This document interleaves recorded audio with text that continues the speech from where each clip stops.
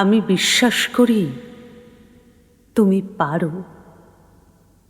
তোমার পরনে সস্তা সিনথেটিক শাড়ি, হাতে প্লাস্টিকের গোলাপি প্যাকেট, আর মাত্র শাঁখা পলা, ক্ষয়ে যাওয়া হাওয়াই দুপায়ে।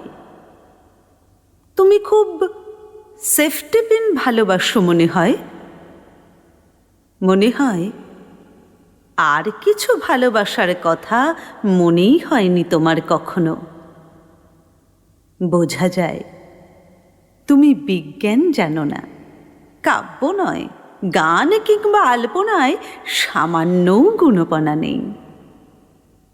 যাদের ওসব থাকে তারাও একটু উজ্জ্বল হয়। তোমার চৌলুস নেই, মুখের চামড়া খসখসে, এমনকি টিকিট কাটছ, খুচরো পয়সা মেলাতে পারছো না।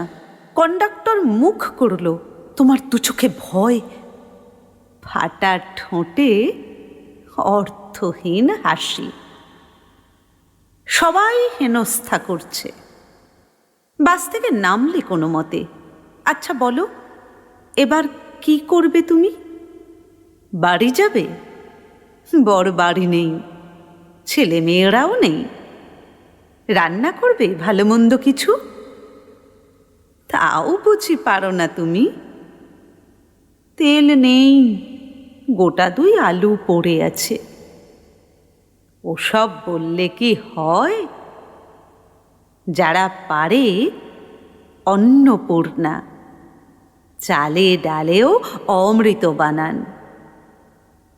রাত বাড়লে একে একে ঘরে ফিরল তোমার সংসার।